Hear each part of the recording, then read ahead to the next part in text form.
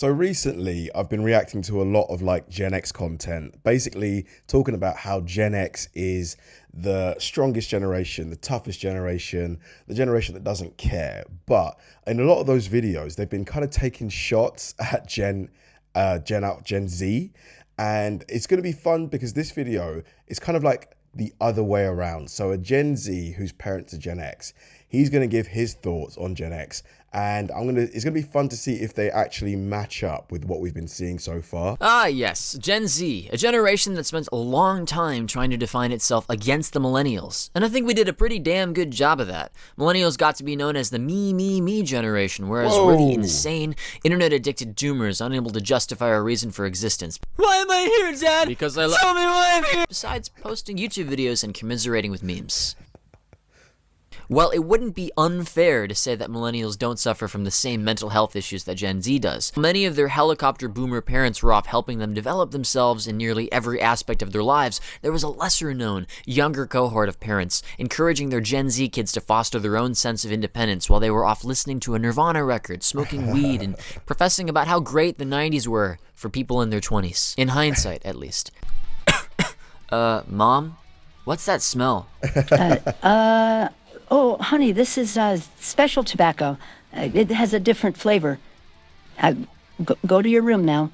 These people My dad calls it Indian hemp. I don't know why he calls it that. are known as Chemical X. I mean, Generation X. Generation X is often known as the forgotten generation. Now, just to remind you that generational lines vary greatly from country to country, but they are defined as the aggregate of all people born over roughly the span of one phase of life, who all share a common location in history, and hence a common collective persona. And if you personally feel attacked for the language I use in this video, so do I, because this channel sucks and you should stop watching. I'm well aware that most groups of people are honorable and deserving of decency. It's just that the word generation is helpful in constituting and defining the collective experiences that a particular group of people feels in a defined historical period. Number Fair. 1, young Gen X. So who are these funny older people who raised most of Gen Z? Ow! Okay, sorry, Jesus. Middle-aged. People are so fucking sensitive. Fuck up, you millennial snowflake. I'm not a millennial. God damn it. I am Gen Z. Jesus Christ. How many times? This is a highly debated topic. Gen Z might be 1995 or 19. I don't give a shit. This is a video about Gen X. God damn it. Okay. We're getting derailed. Gen X grew up in a time when America was seeing its first major economic problems since the pre-World War II era, with things such as stagflation, i.e. the combination of high unemployment and inflation. So after the baby boomers That's kind of what we're going through now, to be fair, isn't it? peaked in birth rates at nearly 28 children per 1,000 people, the rates had declined to about 20 in 1965 and back down to 15 by the end of the 1970s. Wow, This diverse decline. group is sometimes referred to as the baby busters, or slackers, or even 13th generation. You know, 'cause they like Slackers? busting babe. But Generation X as a name just happened to stick the most with time.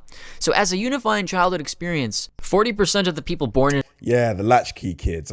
We hear this often. this generation come from a family where a divorce occurred, as opposed to only 11% of baby boomers. These experiences have resulted in a common attitude, and that is cynicism. Yeah, sounds a bit fucking familiar, doesn't it? I don't know. Who could that be? Someone who's cynical? An entire generation of kids who's just fed up with the baby boomers. I've heard this shit before. We've all heard this shit before. Why am I even making a video about this? Hey, I see you there, boomer. For many Xers, one of the first clear memories that they have of the government was Richard Nixon's resignation, followed by the economic decline of Why did he resign? Was it him who cheated on somebody? Or was that Reagan? Oh, the 1970s. The 1980s, despite being led by a still rather popular American president, depending on who you ask, also had its share of recessions, and was the turning point in history when rich corporate America started to make even more profits, thanks to him removing many of the regulations and tax cuts for businesses with Reaganomics. In other words, the connection between wealth and productivity was severed after ending stagflation, with the rich becoming much more so, while the poor and the middle class saw very little economic progress whatsoever. Not to mention that the major busting of workers' unions meant that not only did Gen Xers enter the workforce with wealthier corporations still paying the same wages, if not less than when the boomers did 2 decades prior. honestly, union busting is such a bad thing. It's like, the only reason we've got things like paid time off, an 8-hour workday, it's because of unions. It's because of industrial action. But also less agency to demand or at least bargain better pay. Considering such an economic contrast with the generation before them, it does make sense why some in the 1980s would not share the same optimism of their parents before them. This stands in stark contrast to the experiences of the baby boomers, who thrived amidst the economic boom from the late 1940s to the mid-1960s, an era widely regarded as the pinnacle of American prosperity. A lot of that boom was attributed to the slowing birth rates and increased productivity in the early half of the 20th century, conditions that lingered after the Industrial Revolution. Wow, the birth rate is just collapsing. I mean, this is like World War I sort of, I think, time. So this is like after World War II, so it's sky high. And just since then, you've got minor sort of rallies, comebacks, but it's just like down, down, down. Coupled with the opening of free trade after the end of World War II. They found themselves atop a world where competition was minimal, buoyed by a youthful workforce eager to forge American dominance with more collective optimism than a few civilizations that I could name. Not to mention the emergence of television and the rise of rock star culture, epitomized by icons like the Beatles and Elvis. In the early days of television during the boomers' childhoods, the whole family gathered around the television to watch the latest episode of Father Knows Best or Leave It to Beaver. It was an opportunity for the family to spend time together while watching good, wholesome shows. Meanwhile, Gen Xers were left at home for most of the way to figure out how to entertain themselves, and later felt ignored by corporate ladder-climbing parents. The academics she promoted the victim and entitlement mentality are to blame. Life is hard. Good. Hey, guess what? No one fucking asked you! Number 2, the These animations are so weird, but I love them. 1980s. As baby boomers matured into yuppies during the 1980s, Generation X faced a different reality, looking through a lens of cynicism. For those who were too young to witness Nixon's resignation, their memory is often marked by the tragic event of the government's billion-dollar space shuttle, the Challenger, tragically exploding, resulting in the loss of not only astronauts, but also a civilian teacher. Oh my God, and people were watching that live, weren't they? Like, oh, could you imagine seeing that? Anybody who watched that live, let me know what it must have been like. Crazy. The pervasive media coverage during this era significantly influenced the value systems of Generation X, exposing them to a reality that differed starkly from that experienced by previous generations during their formative years. Gen X experienced a notable absence of the intense parental involvement that would characterize the subsequent generation, the millennials. A helicopter parent is known for closely monitoring and managing every aspect of their child's daily routine and behavior, from selecting educational materials for infants to making concerned inquiries to professors in their child's adulthood. These parents strive to ensure their child's success by clearing a path for them. The prevalence of helicopter parenting emerged from two notable social shifts. The prosperous economy of the 1990s, characterized by low unemployment rates and increased disposable income, provided the conditions for this phenomenon to take hold. Pretty much the opposite of what's happening now. Like here in the UK, unemployment is really, really high. People are struggling to find a job, any job, even like, you know, stacking shelves. People are really like, they're asking for 3 years experience. Crazy. Secondly, there was a widespread public perception of heightened child endangerment, a perception that, as documented by Lenore Skenazy, the advocate for free-range kids, was rooted in unwarranted fear, despite ongoing media campaigns that began in the 1980s and persist today. Statistics indicate that children are actually safer from crime than in previous decades. However, what children are not protected from are the dwindling opportunities resulting from their parents' overprotective tendencies. Gen X's lack thereof earned them a reputation for resilience and introspection, honed through ample solitude and a pervasive sense of alienation. While the baby boomers reveled in the summer of love in 1967 and developed an idealism they spread to their children, Generation X came of age amidst the tumults of the 1980s and a growing realization that the utopian ideals of the past were often deceptive and fraught with peril. Their formative years were defined by inventive pursuits as they spent hours engrossed in MTV, exploring the outdoors or crafting mixtapes to share with friends. Dude, MTV was so popular back in the day. Does anybody still watch MTV? All against the backdrop of bustling households and minimal parental oversight. The adage that, when you treat your young with apathy, it will eventually go full circle, resonates deeply with their experiences. To put it bluntly, boomers had sex, drugs, and rock and roll. Gen X got AIDS, police batons, and heavy metal. Number 3, entering the workforce and defining cultural moments. Amid decreasing standards of living and a lack of adult support for their struggles, Generation X adopted a more realistic, even pessimistic approach to entering the workforce.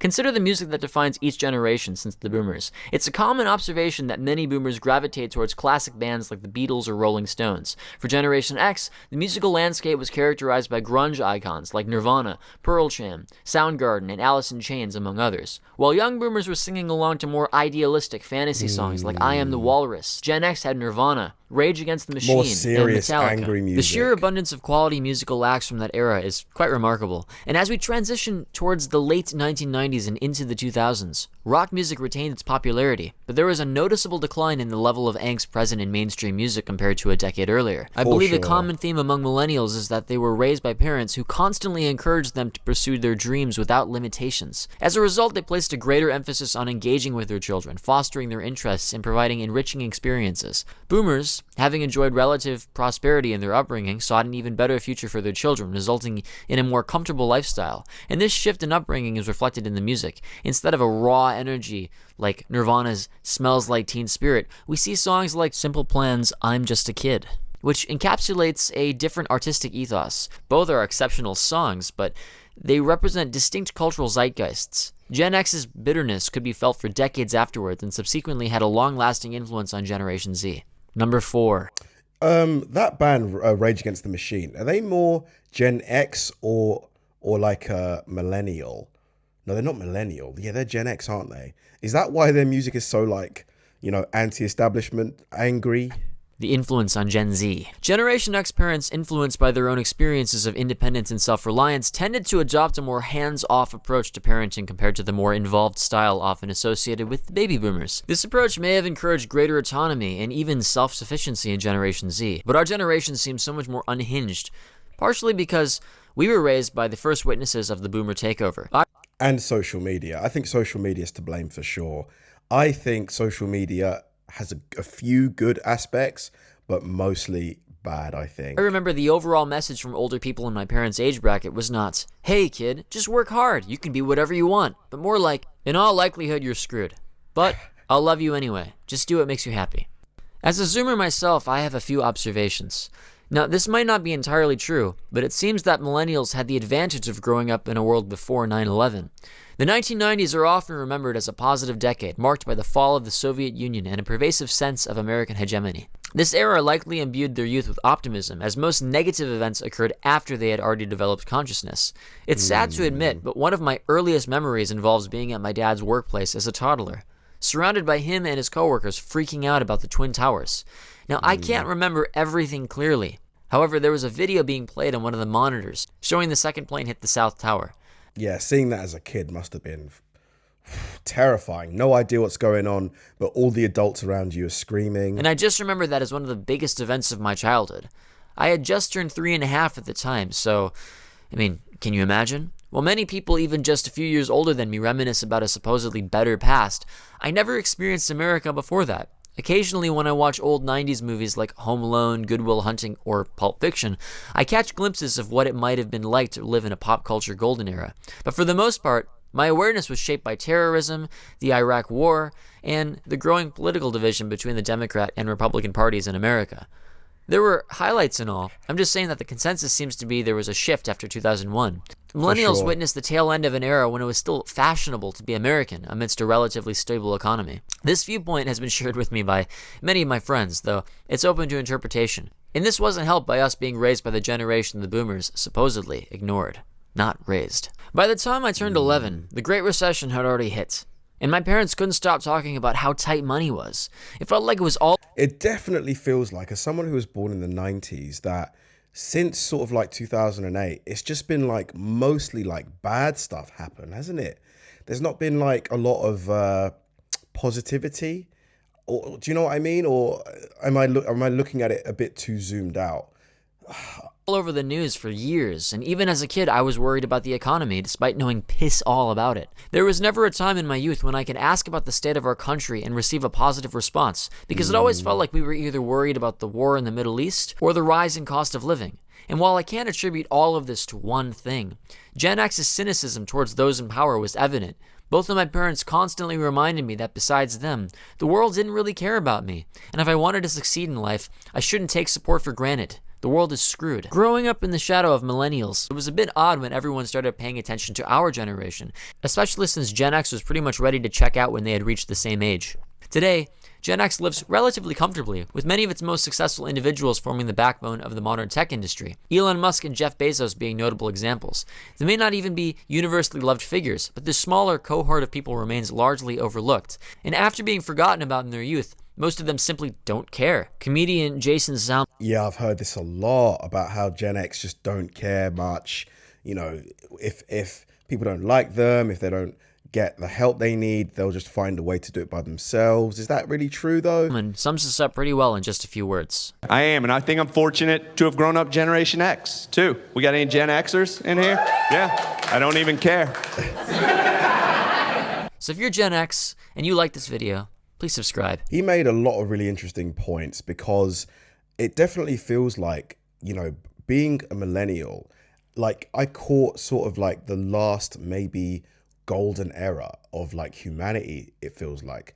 Since 2000, 2001, obviously he spoke about what happened in 2001, but there's just been so many like massive worldwide negative events, whether it's COVID, whether it's the recession, whether it's stock market crashes, whether it's invasions, wars, just constant like negative stuff, which definitely happened in previous decades. It just feels like, I don't know, maybe, I don't want to say previous generations had it easier, but their experience just seems to have been maybe a bit lighter, like maybe less serious things to deal with than what we have today. But I'm sure older generations are going to watch this and think, well, you know, it wasn't all roses. There was stuff that you had to deal with as well. Thanks for watching, guys. If you enjoyed the video, please like and subscribe, and check out the video I'm going to link right here. See you there.